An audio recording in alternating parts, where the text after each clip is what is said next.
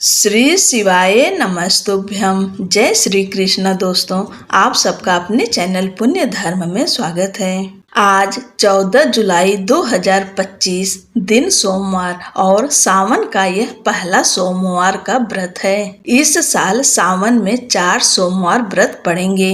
इसमें भगवान शिव और माता पार्वती की पूजा विधि विधान से करते हैं। सावन सोमवार व्रत से जल्द विवाह के योग बनते हैं। मन चाहा या योग्य जीवन साथी प्राप्त होती है।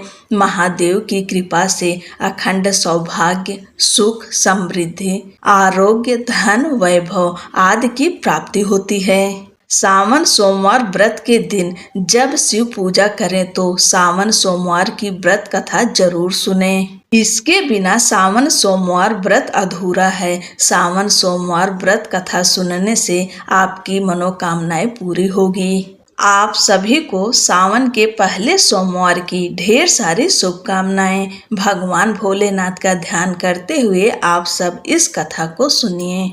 पौराणिक कथा के अनुसार एक धनवान व्यापारी अमरपुर नगर में रहता था। वह भगवान शिव शंकर का भक्त था। वह रोज शिव पूजा करता और दीपक जलाता था। उसका कारोबार अच्छा चलता था। उसके पास सभी प्रकार की सुख और सुविधाएं मौजूद थीं। समाज में उसका नाम था, लेकिन वह काफी दुखी रहता था क्योंकि उसकी कोई संतान नहीं थी। उसे एक पुत्र की चाह थी। उसे हमेशा इस बात की चिंता थी कि उसके जाने के बाद उसका व्यापार कौन देखेगा, उसका वंश कैसे आगे बढ़ेगा।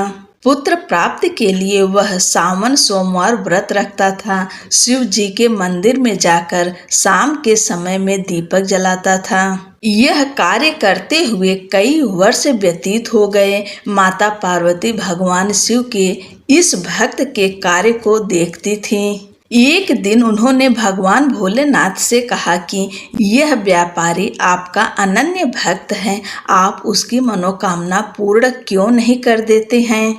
उसे पुत्र प्राप्ति का वरदान क्यों नहीं देते हैं? इस पर महादेव ने कहा कि व्यक्ति को कर्म के अनुसार ही फल मिलता है, लेकिन माता पार्वती शिव जी की इस बात से सहमत नहीं हुई और शिव जी को विवश कर दिया।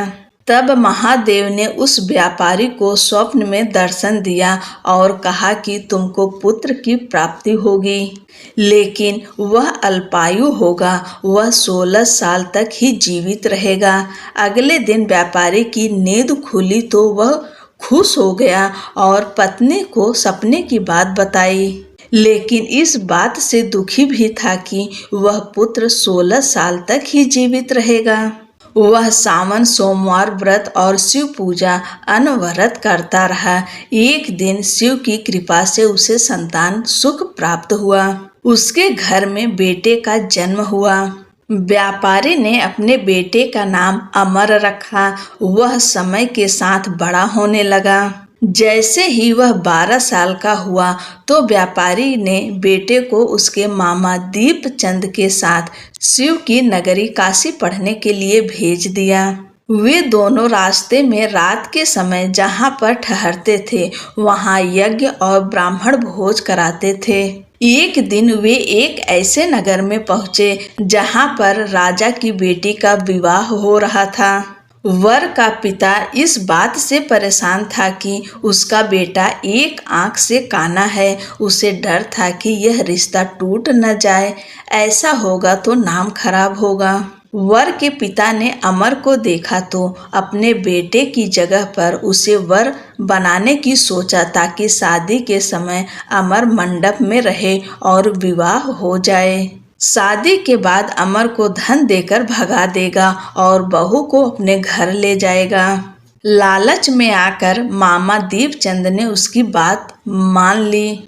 अमर का विवाह राजकुमारी चंद्रिका से हुआ।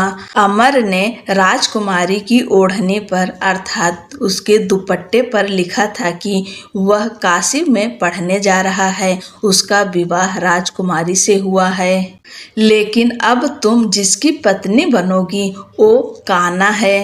जब राजकुमारी चंद्रिका ने अमर का संदेश पढ़ा तो वो ससुराल नहीं गई, वहीं अमर काशी में पढ़ाई करने लगा।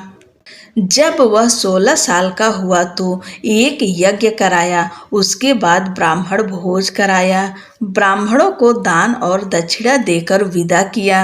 भगवान शिव के वचन के अनुसार उस रात अमर के प्राण निकल गए। अमर की मृत्यु पर उसका मामा रोने लगा। वहां पर काफी लोग आ गए। वहीं से भगवान शिव और माता पार्वती भी जा रहे थे। माता पार्वती ने दीपचंद को रोते देखा तो दया आ गई। उन्होंने शिव जी से कहा कि हे प्रभु, आप इसके कष्ट को दूर कर दें। तब शिव जी ने बताया कि यह उसी व्यापारी का लड़का है जिसे पुत्र होने का वरदान दिया था, और यह भी बताया था कि 16 वर्ष तक ही जीवित रहेगा। उस अनुसार आज इसके 16 साल पूरे हो गए। इस पर माता पार्वती ने कहा कि आप इसके प्राण लौटा दें, नहीं तो इसके माता पिता रो रो कर अपने प्राण त्याग देंगे। माता पार्वती ने कई बार शिव जी से आग्रह किया। भगवान शिव ने अमर को जीवन दान दे दिया। वह जीवित हो उठा। उसने अपनी शिक्षा पूरी की और राजकुमारी चंद्रिका के पास पहुंचा। वहां पर उसने एक यज्ञ कराया। राजा और राजकुमारी अमर को पहचान गए। राजा अमर को घर लाए, उसका आदर सत्कार हुआ। उसके बाद राजकुमारी चंद्रिका अमर के साथ उसके घर चली गई। अमर को जीवित देखकर उसके माता पिता खुश हो गए। उस रात व्यापारी के स्वप्न में भगवान शिव एक बार फिर आए। उन्होंने कहा कि सोमवार व्रत करने का ही फल है कि तुम्हारे बेटे को जीवन दान मिला है, उसकी आयु लंबी होगी। शिव कृपा पाकर व्यापारी प्रसन्न हो गया। सोमवार व्रत के पुण्य प्रभाव से व्यापारी का पूरा परिवार सुखपूर्वक जीवन व्यतीत करने लगा। इस प्रकार जो भी सावन सोमवार का व्रत करता है और भगवान भोलेनाथ माता पार्वती की पूजा करता है और उसके साथ में इस कथा को सुनता है, उसकी सारी मनोकामनाएं पूरी होती है। बोलो भगवान शंकर की जय, माता पार्वती की जय। हर हर महादेव।